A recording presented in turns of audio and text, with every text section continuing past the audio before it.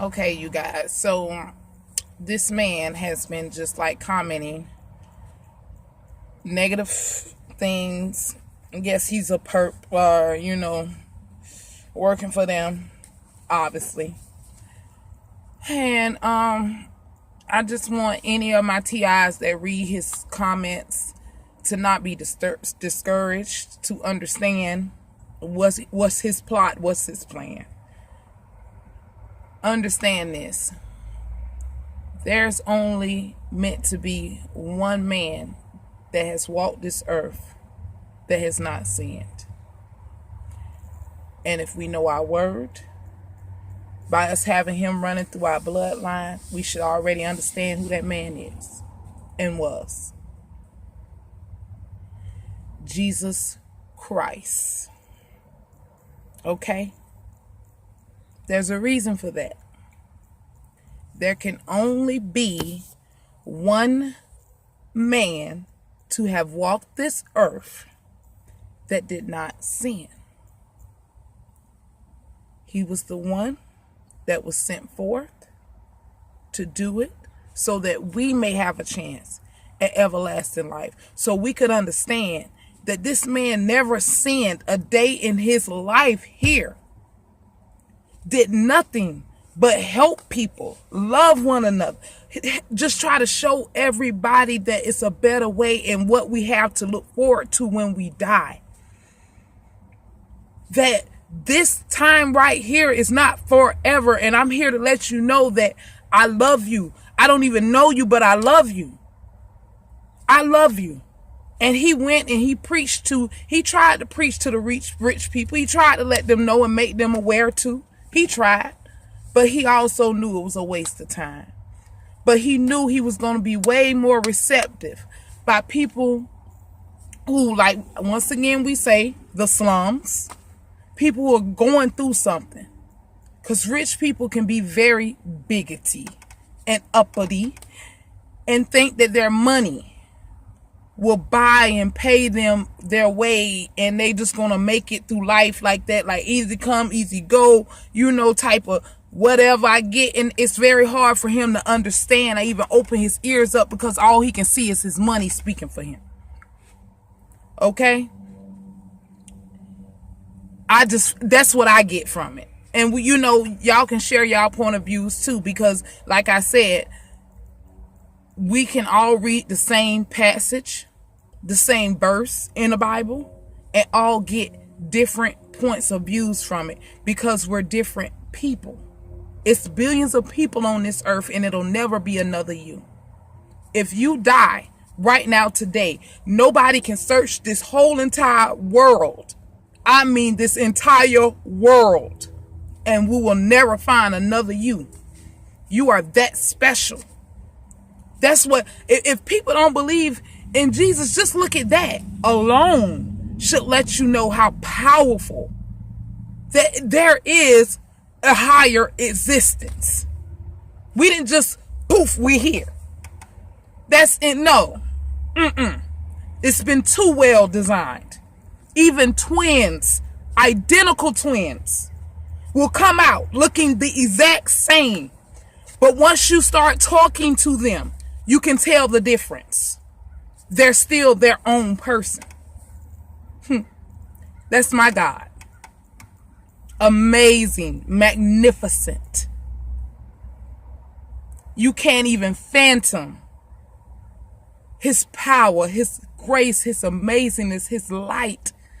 It blinds the wicked. Y'all eyes couldn't even stand it because y'all hearts are so darkened. And we have a light. And they see it. They see it. And he keeps trying to, if you don't notice, he keeps trying to bring up, you're poor. You're poor. You're poor. Even with me being in my car, baby, my light is shining, boo. My smile is just as big as ever and just as beautiful. I walk into somewhere and people always tell me, you have such a beautiful smile. My light is gonna always shine, baby. I don't need money. I don't need cars. I don't need clothes to speak for me. I have the power of God on the inside of me. I have good in my heart.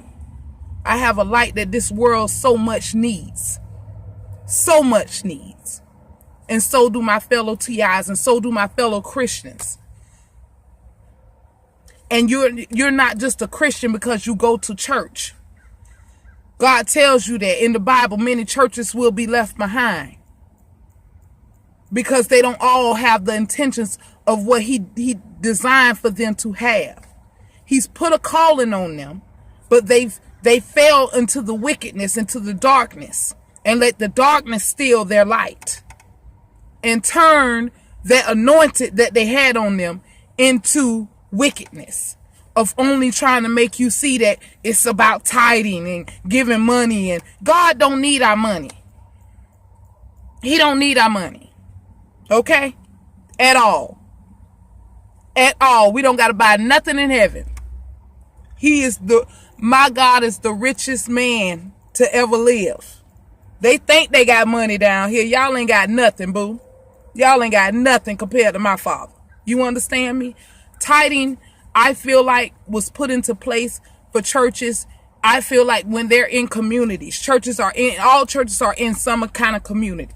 You're somewhere, and somewhere around you are homes, are kids being raised, are families, bringing up their kids, and they're coming to your church and they're praising God and we're fellowshipping together.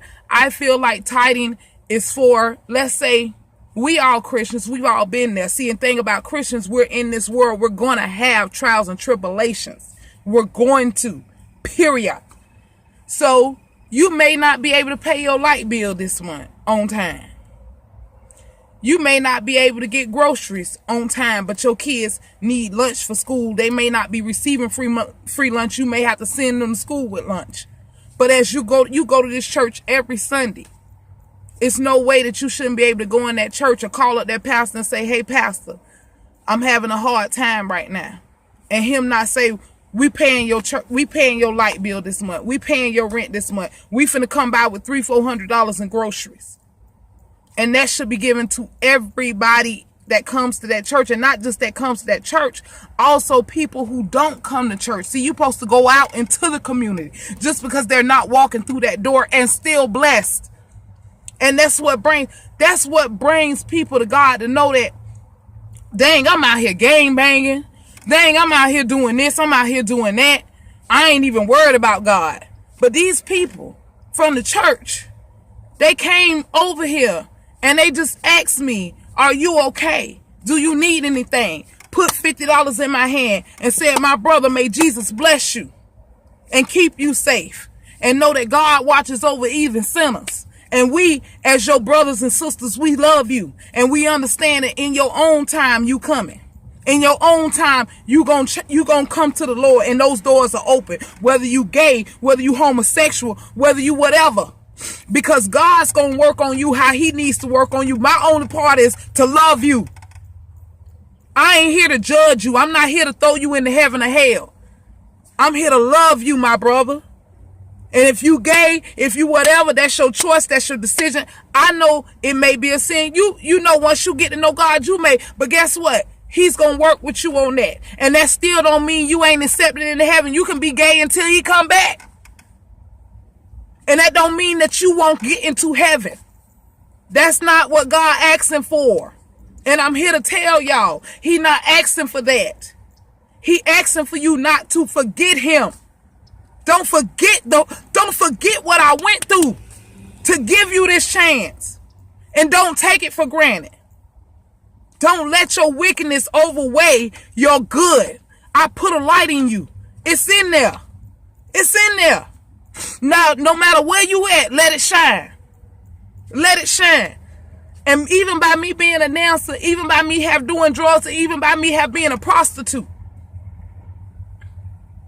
I still can always think back to my time from the first time of going in there. It's never been a night that I went to work that I didn't wind up talking to somebody in that club about Jesus Christ and about what he's done for me.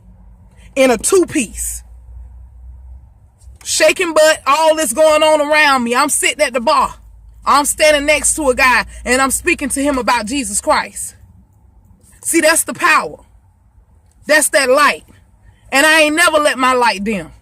Never. Not once. And that's what it's about. And you can't save nobody from the church house. Because everybody in the church house, they know about God. So they can always save themselves. They know about his fight. They know about, and they've accepted that. That's why they come in the church.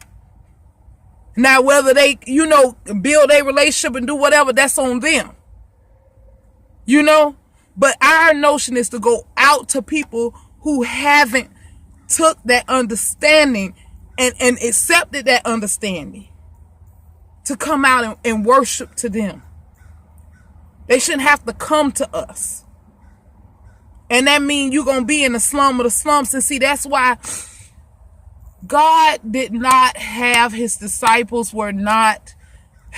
they were not what people would consider goody two shoes. And even